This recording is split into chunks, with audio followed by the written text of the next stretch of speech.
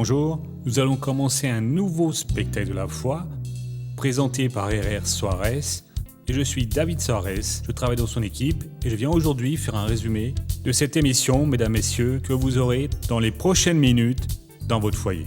Le spectacle de la foi, il vient pour montrer que la foi en Dieu est une chose dynamique, c'est une chose que la personne peut faire se déplacer au fond d'elle-même. En vérité, Dieu n'est pas un être éloigné de nous. Il est beaucoup plus proche de nous que nous ne pouvons l'imaginer. Dieu n'exige pas non plus de notre part une offrande. Dieu n'exige pas de l'être humain un sacrifice. Et beaucoup de personnes sont aujourd'hui dominées par cet acte que Dieu appelle le péché, qui est une attitude contraire à ce qu'il a préétabli. Quand j'essaie d'acheter Dieu avec une offrande, peut-être que vous-même faites une offrande avec le même des intents améliore des actions désirant satisfaire Dieu, cela n'achète pas Dieu.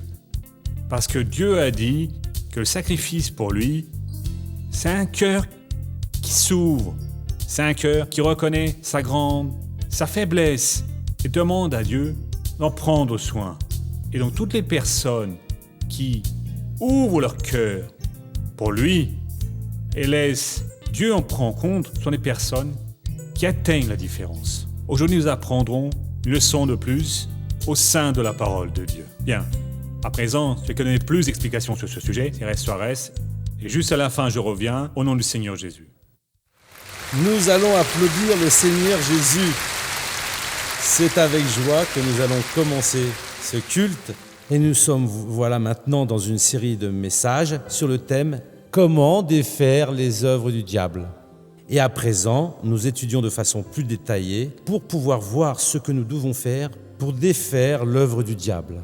Nous avons commencé la première lettre de Jean, chapitre 3, le verset 8, la seconde partie.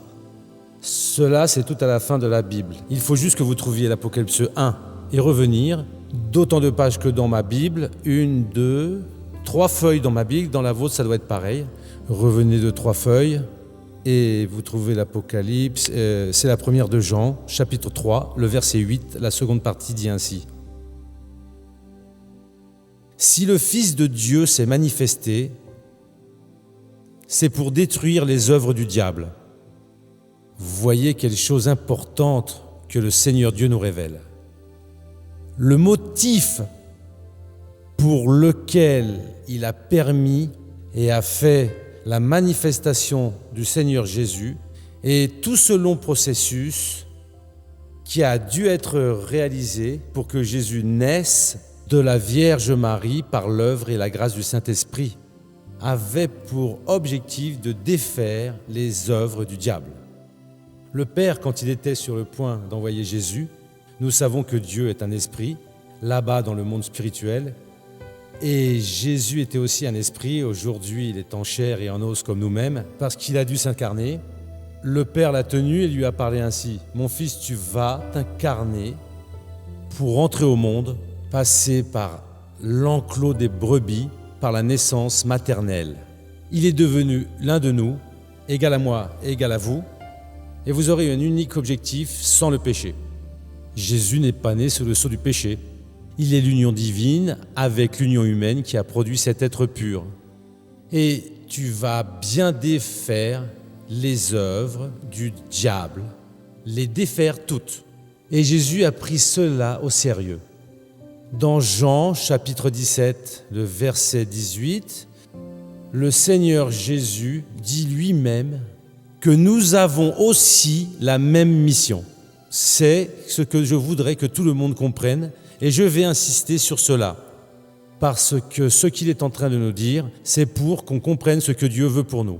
Jean 17, 18, Jésus en personne, priant le Père, ouvrant son cœur à Dieu, il a dit la chose suivante. « De même que tu m'as envoyé au monde, moi aussi, je les ai envoyés au monde. » À présent, je suis en train de parler de l'Évangile. L'Évangile de Jean, oui. Quand c'est la lettre, on dit la première de Jean. L'Évangile, on dit juste Jean 17, 18. Et donc, Jésus est en train de dire au Père que la même manière que le Père l'a envoyé, avec la même mission, lui aussi nous a envoyés. Ce serait bien que chaque chrétien prenne conscience de cela. Je suis envoyé pour bien défaire les œuvres du diable. Quelles sont les œuvres du diable? Toute perturbation, toute anormalité dans n'importe quel domaine, tout ce qui vient pour tuer, voler, détruire est l'œuvre du diable. Et nous sommes autorisés à la défaire, mais dans la plupart des cas, peut-être 99,1 million de 9, des fois, nous faisons ce que la religion ordonne et non ce que Jésus ordonne. Donc nous devons regarder comment est-ce que Jésus exauçait. Il exauçait, défaisait les personnes et il défaisait les œuvres du diable. Matthieu au chapitre 8, lors du dernier culte, nous avons vu le cas du lépreux. Le lépreux a entendu Jésus donner le sermon sur la montagne.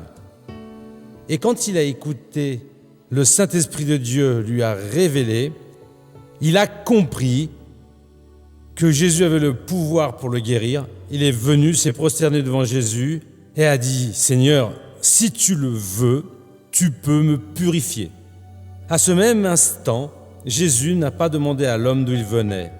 Qu'est-ce qu'il avait fait dans sa vie? Non. Jésus a étendu la main et a dit « Je le veux, sois purifié. » Pourquoi Jésus a-t-il fait cela? Parce qu'il n'aurait pas la compréhension que Jésus pouvait le guérir si Dieu lui-même ne l'avait pas illuminé. Mais le Seigneur Jésus a dit « Personne ne peut venir à moi si le Père qui l'a envoyé ne me l'amène pas. » Donc, c'est le Père qui a guidé cet homme par la main. Dans ma propre vie, dans votre vie, dans la vie de n'importe quel chrétien, se produit la même chose. Si votre voisin, votre ami, un parent, un inconnu s'approche de nous et demande notre intervention en prière, c'est parce que le Père est en train de faire venir cette personne. Et si le Père fait venir cette personne, c'est pour que nous accomplissions la mission que nous avons reçue. Missionnaire, moi je n'ai reçu aucune mission. Alors vous voulez dire que vous êtes un exclu du dessein du Seigneur Dieu. Parce que Jésus, en parlant avec le Père, a dit « De même que tu m'as envoyé au monde, moi aussi je les ai envoyés. » Et donc nous avons la même mission que Jésus. Il n'a pas dit « Père, le Seigneur veut-il que je prie pour ce lépreux? Je le veux, sois purifié. » Il accomplit les conditions. Nous devons être plus positifs et cesser d'être religieux et cancanier, voulant savoir tout ce que la personne a fait. Allons maintenant à Matthieu chapitre 8, le verset 5. Nous allons voir un autre cas ici. Comme il était entré dans Capharnaüm, un centurion l'aborda et le supplia. Le centurion était un capitaine de l'armée romaine qui avait des soldats sous ses ordres. Cet homme, on comprend qu'il était un homme important de Capharnaüm. Rome dominait la terre sainte et elle a placé ses soldats, capitaines, généraux pour administrer. Cet homme l'a administré Capharnaüm, on le sous-entend. C'était le commandant de la ville, haï par les Juifs dans leur grande majorité, parce que personne n'apprécie les usurpateurs. Alors Jésus est entré et il est venu jusqu'à Jésus. Personne ne peut venir à moi si le Père qui l'a envoyé ne l'amène pas. Jésus avait cette foi, ce n'était pas le diable qui l'envoyait, mais bien le Père, et il est venu avec un objectif et en disant « Seigneur, mon serviteur est couché à la maison, paralysé et violemment tourmenté. » Jésus n'a pas discuté. Vous êtes un Romain, vous êtes un représentant, vous êtes un imposteur. Je ne sais pas quoi d'autre. Et s'il est très violemment paralysé et violemment paralytique, violemment tourmenté, qu'est-ce que vous lui avez fait comme mal? Qu'est-ce qu'il s'est mis à faire de mauvais? En fin de compte, à quoi ça avance de connaître Dieu? La personne a fait ce qu'elle avait à faire. Il est venu jusqu'à Jésus. Pourquoi? Parce que Dieu l'a amené. Parce que Dieu l'a placé la foi dans son cœur. Si quelqu'un s'approche de nous, de demandant de l'aide, mon frère, nous n'avons pas à discuter. Nous n'avons pas à vouloir faire de cette personne un religieux meilleur que nous. Parce que très souvent, nous disons quelque chose à la personne que nous ne faisons pas. Nous voulons la voir plus sainte que nous. C'est le père et la mère qui ne croient pas en Dieu, mais ne veulent pas que leur fils et leur fille se perdent et commencent à donner des leçons de morale au fils et à la fille. Mais ceux-ci voient que le comportement n'a rien à voir avec tout ce que dit la parole du Seigneur Dieu. S'ils pratiquaient la parole de Dieu, ils n'auraient même pas besoin de prier pour les enfants les imiteraient. Les enfants sont les reflets des parents. Et donc ici, il est venu, Jésus n'a pas discuté avec lui. Qu'est-ce que Jésus a dit ? Moi j'irai et lui rendrai la santé. Il a été positif. Qu'est-ce que parfois nous faisons ? Nous allons prier, nous allons voir qu'est-ce que Dieu peut faire. Non, ce n'est pas Dieu qui va faire. Qu'est-ce que moi je vais faire ? De même que tu m'as envoyé au monde, moi aussi je les ai envoyés. Il avait l'ordre du Père. Il n'a pas dit « Je vais prier pour sentir de Seigneur Dieu si je peux aller dans votre maison ». Il y a des gens qui font cela, mes amis. Jésus a dit « Les paroles que je vous dis, je ne le dis pas de moi-même ». Il faut que nous observions ce que Jésus a dit, parce que cette phrase-là, c'est tout ce qu'il a dit. C'est parce que le Père lui a donné. Donc, si le Père a dit, voyez, si quelqu'un s'approche de vous, c'est pour que vous lui donniez la solution. Je m'en occupe, Père. Le Romain est venu. Seigneur, il lui a donné son titre. Mon serviteur est à la maison, paralytique et violemment tourmenté. Il n'avait pas à dire « Bon, je vais prier, vous revenez demain pour voir qu'est-ce que je peux faire. » Père, le Seigneur est en train de me guider. Si le Seigneur est en train de me guider, ouvre toutes les portes. Je vais raconter un autre cas amusant ici. C'est la petite fille d'une sœur de Saint Jean de Marithi, une chanteuse, et cela fait déjà près de 10 ans qu'elle a dit cela. Elle avait 14 ans, une bénédiction. Elle n'avait que 4 ans. Elle a dit « Maman, prie pour moi, maman, je suis malade. J'ai la gorge qui me brûle. » Elle a mis la main et a dit ainsi « Jésus, guéris ma fille chérie.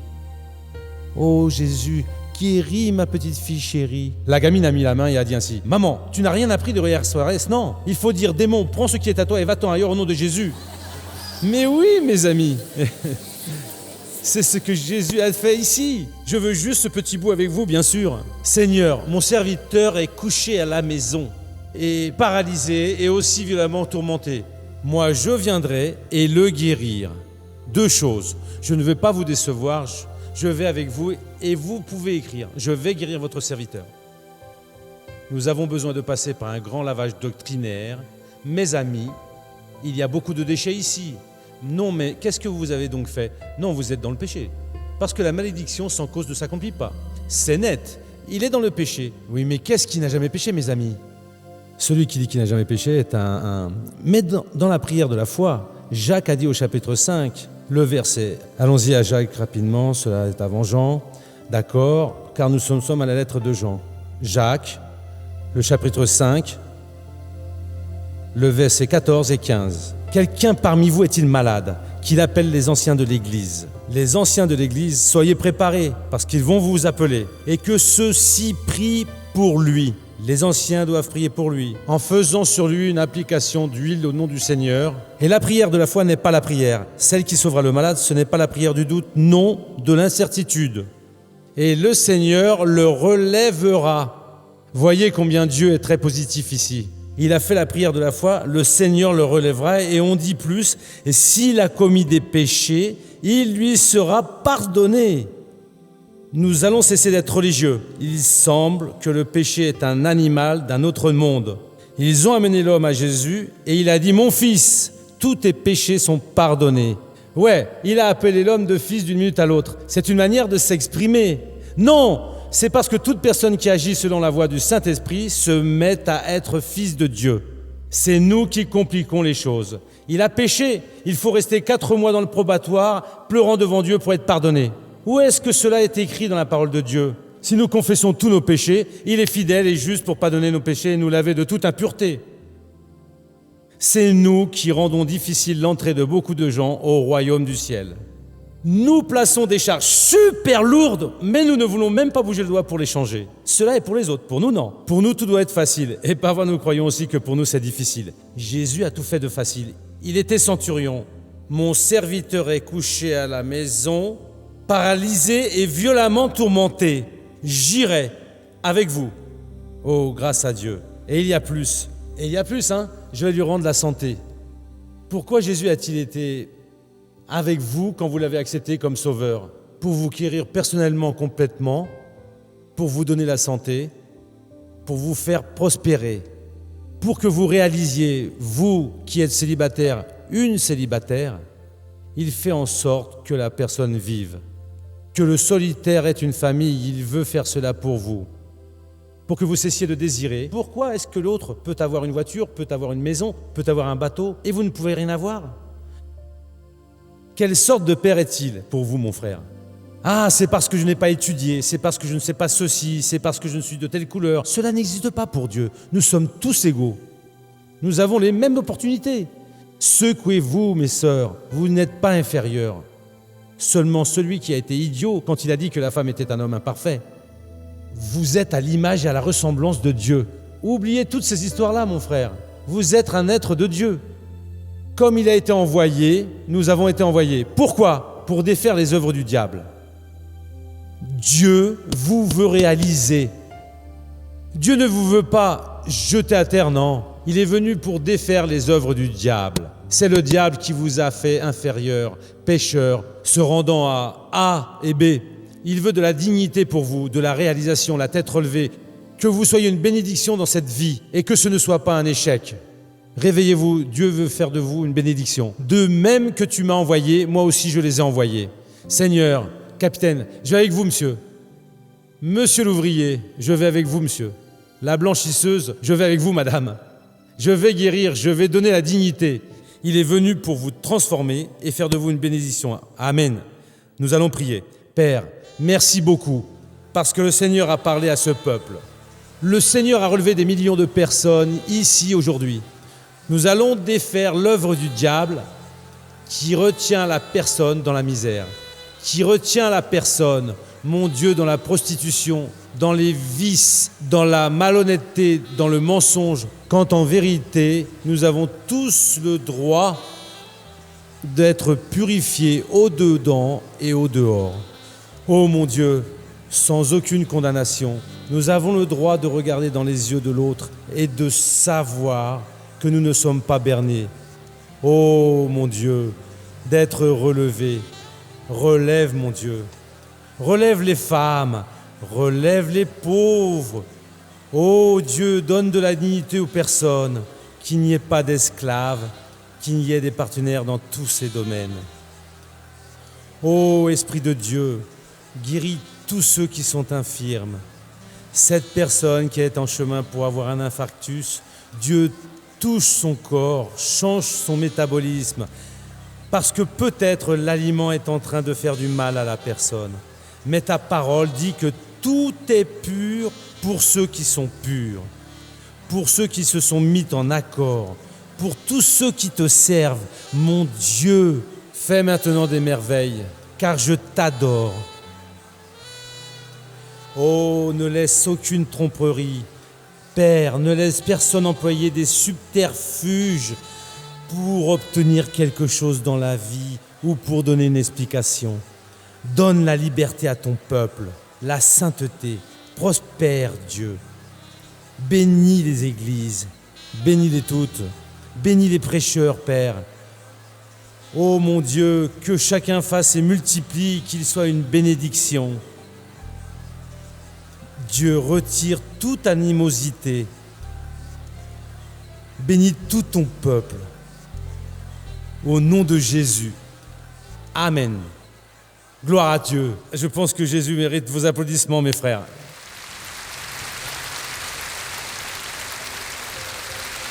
Soyez la bénédiction que Dieu veut que vous soyez. Dieu vous veut bien mieux réaliser.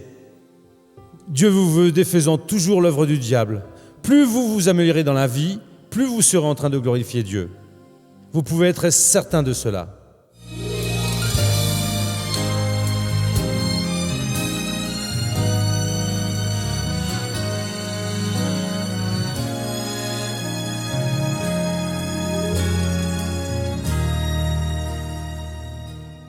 Avant de connaître Jésus, ma vie était un désastre parce que je n'ai jamais eu la paix. Je n'ai jamais eu de repos. Je buvais beaucoup. Je fumais 3 paquets de cigarettes par jour. 3 bouteilles d'eau de vie. Je tapais sur mes enfants. Je haïssais mes enfants. Je mettais tous mes enfants hors de la maison. Vous voyez, tout ça à cause de l'alcool. Et après avoir passé toute cette phase, je ne me souvenais de rien de ce que j'avais fait. Je cognais souvent mes enfants. Mes enfants avaient juste la paix la nuit.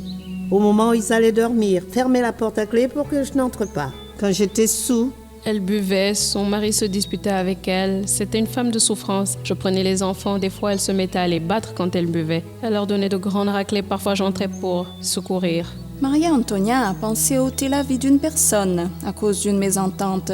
Elle devenait hors d'elle quand elle était en état d'ébriété. j'ai pris un couteau. Je suis montée et je suis restée en guettant la descente. Si la personne descendait, j'aurais tué cette personne. C'est pas... Je me souvenais de rien. Je me souvenais de rien. C'est après que les gamins, mes enfants venaient me raconter, Maman, tu as failli tuer quelqu'un. Oui, c'était une bonne personne, mais elle avait ce vice de boire, vous comprenez, et elle devenait mauvaise. Pourquoi? Elle buvait beaucoup d'alcool, vous comprenez, elle fumait, elle se disputait. Et pour être la voisine d'en face, il suffisait... On regarde. Et là, c'était déjà une grande confusion. Elle cherchait la confusion, en fait. Elle se disputait avec tout le monde. Elle pensait que tout le monde était en train de se mêler de sa vie à elle. J'ai dit à mes enfants que je n'allais plus boire. Quand ça faisait déjà 12 heures que j'ai dit cela, que je n'allais plus boire, à cette époque-là, à ce moment-là, venait ce besoin d'alcool. J'ai envoyé mes enfants en acheter. S'ils n'en achetaient pas, je me mettais à les fouetter. Ils sortaient en pleurant pour acheter de l'alcool. La libération de Maria Antonia est venue après plusieurs tentatives frustrées d'abandonner la boisson. Le jour de l'anniversaire de son fils, elle a eu une rencontre avec Dieu. Il y avait tout le monde, faisant la cuisine, faisant tout. Et moi, j'étais au lit, endormie. Elle est venue dans ma chambre et a appelé « Maman ». Tout le monde est déjà là, dans la cuisine, pour m'aider à faire mon gâteau d'anniversaire. Les petits fours, et toi, maman, tu restes allongée. J'ai dit, oh, mon gars, je n'ai pas la force de me lever. Il m'a tenu, m'a tiré par les deux bras, il est sorti en marchant avec moi. Maman, regarde ça, regarde la télé, ouvre les yeux et regarde la télévision. J'ai ouvert les yeux, j'ai regardé la télévision. Quand j'ai regardé, il y avait une personne là, prêchant l'évangile, le pasteur a dit comme ça, vous qui avez besoin de boire, vous qui n'avez aucune volonté, qui n'avez pas de force d'arrêter, placez la main sur la bouche. Placez votre main sur la bouche et pensez à Dieu. Pensez à Dieu. Si vous croyez, vous allez larguer cette boisson maintenant même. J'avais une armoire pleine d'eau de vie, pleine remplie de bouteilles. Whisky, martini, j'ai tout jeté dehors à ce moment-là. Et pour l'honneur et la gloire du Seigneur Jésus, je suis ici, saine et sauve et libérée par le pouvoir de Dieu. Aujourd'hui, c'est une femme de Dieu. Aujourd'hui, elle est en or pour Jésus. C'est une perle de Dieu. C'est une femme de lutte à présent, c'est une autre vie maintenant, elle est née à nouveau. 20 ans que j'ai cessé de boire, de fumer, de faire tout ce qui ne vient pas de Dieu. Aujourd'hui, je fais partie de l'Église internationale de la grâce. Heureuse, allègre, libérée, fortifiée par le pouvoir de Dieu, gagnant beaucoup d'âmes pour le Seigneur Jésus. Comprenez? Et dans toutes les personnes qui ont besoin d'aide. C'est ça que l'Évangile fait. Ça que le pouvoir de Dieu fait dans la vie de celui qui croit dans le Seigneur Jésus. Et quelle belle chose, hein? Amen. Nous qui faisons l'œuvre de Dieu, nous allons être vraiment heureux en faisant ça. Nous sommes en train de faire un très beau travail. Merci beaucoup Seigneur pour le spectacle de la foi. Merci pour les personnes qui parrainent. Merci pour les chaînes de télé qui ouvrent les portes. Bénis-les encore et encore au nom du Seigneur Jésus. Courbez la tête et fermez les yeux.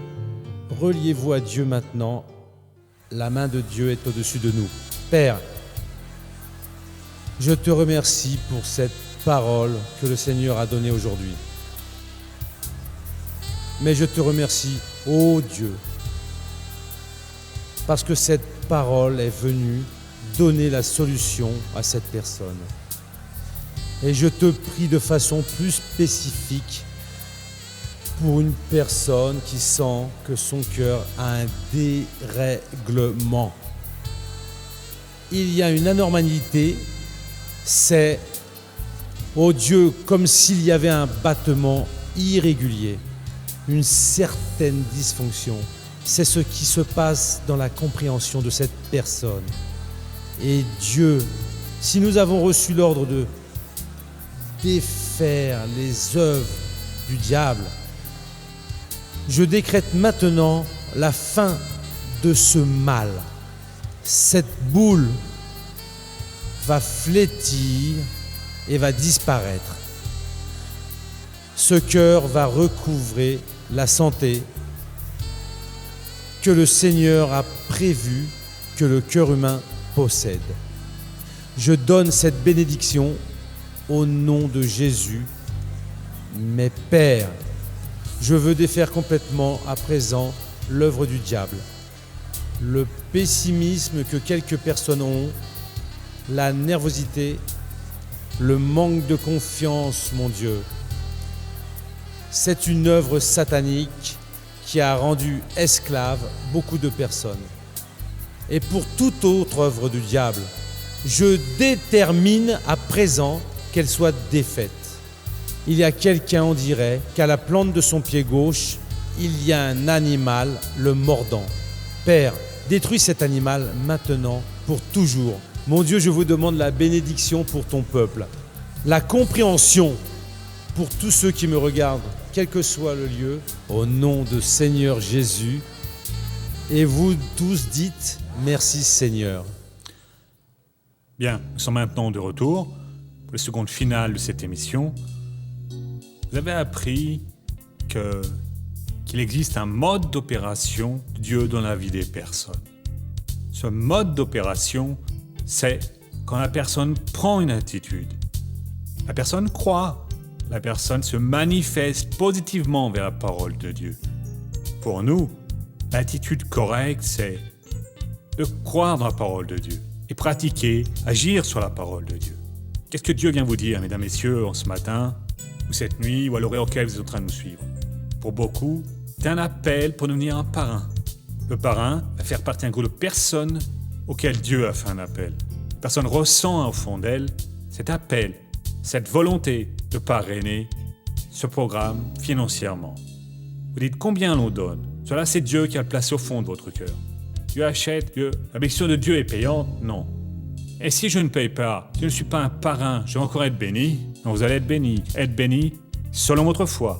Mais pour quelques personnes, Dieu place cet objectif parce qu'il voit en elles, potentiel pour faire la différence quand elles obéissent à cet objectif. Vous voulez obéir au Seigneur Dieu? Si Dieu vous touche en ce jour d'aujourd'hui, appelez maintenant ce numéro, pensez pas qu'une de nos hôtesses et dites « Je ressens une inclination pour devenir un membre qui parraine l'œuvre de Dieu ». Vous allez recevoir l'orientation sur comment devenir un parrain de l'œuvre du Seigneur. Ne doutez pas, pour celui qui commence une grande œuvre, il est fidèle pour la compléter. Croyez dans la parole de Dieu, assumez la parole de Dieu. Et Dieu, c'est certain, honorera votre vie au nom du Christ. Voyez, nous sommes arrivés aux dernières secondes de l'émission d'aujourd'hui. Nous reviendrons toujours à ce même horaire, sur cette même chaîne, et Dieu qui commence une grande œuvre va la compléter dans votre vie. Que Dieu vous bénisse tous et à bientôt.